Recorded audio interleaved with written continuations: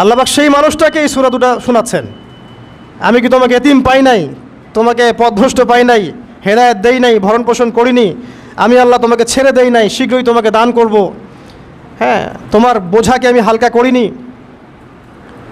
ফাইন্না মাআল উসরি ইউসরা, ইন্না মাআল ইউসরি ইউসরা। কষ্টের সাথেই স্বস্তি আছে, নিশ্চয়ই কষ্টের সাথেই স্বস্তি আছে। ফাইদা ফারাগতা ফানসাব ওয়া ইলা রাব্বিকা ফারগাব। যখন তুমি অবসর পাবে তখন তোমার রবের দিকে একনিষ্ঠ হও। এটাই বলতে যাচ্ছি আমি আপনাদেরকে, যে আমাদের উচিত শুধু আল্লাহর দিকে একনিষ্ঠ হওয়া, দুনিয়াকে ভালো না বাসা। কিচ্ছু না দুনিয়াটা, আমার চেয়ে ভালো আপনারা এটা জানেন না। কিচ্ছু না দুনিয়াটা, মানে মুহূর্তে ডিজাস্টার হয়ে যেতে পারে। আর যাদেরকে নিয়ে এই দুনিয়া, আমাদের মা বাবা ভাই বোন আত্মীয় স্বজন স্ত্রী সন্তান, এরা সবাই যে যার হক চাচ্ছে। তাদের হক দিয়ে দেন, আপনি খুব ভালো। দিতে পারবেন না, আপনি ভালো না। সারাটা জীবন করতে থাকেন, দেখবেন একদিন দিতে পারেন নাই, সে আপনাকে চিনবে না। নবী সাল্লাল্লাহু আলাইহি ওয়াসাল্লাম বলেননি এই কথাগুলো? জাহান্নামে যাওয়ার কারণ এগুলো উল্লেখ করেন নাই? কিসের আত্মীয় আর কিসের আপনজন আর কিসের অফিসের বস আর কিসের কি, সবাই সবার স্বার্থ নিয়ে পড়ে আছে। শুধু একজন সত্তা আপনার কাছে স্বার্থ চায় না, সে কে? আল্লাহ পাক। এটা যদি বুঝতে পারেন তাহলে দেখবেন মনটা আল্লাহর দিকে নরম হয়ে যাবে। আর মুসলিমদের এখন এই মানসিক আত্মশুদ্ধিটা বেশি দরকার। আমরা কেন যেন অস্থির জাতি হয়ে গেছি এখন, একটা মানসিকভাবে শান্তি নেই আমাদের মধ্যে।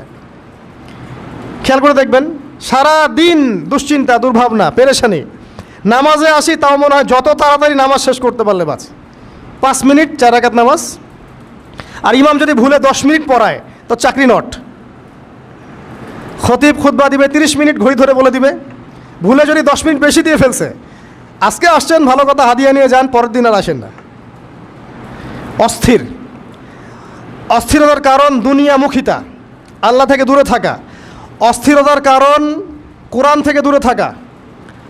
অস্থিরতার কারণ নিয়মিত সুন্নাহর উপর আমল না করা, ডেইলি জিকির আজগারগুলো না করা, ডেইলি কোরআন তেলাওয়াত না করা, হাদিস অনুবাদ সহ না পড়া, দিনের জ্ঞান চর্চা না করা, দিনী হালাকাগুলোর মধ্যে না বসা।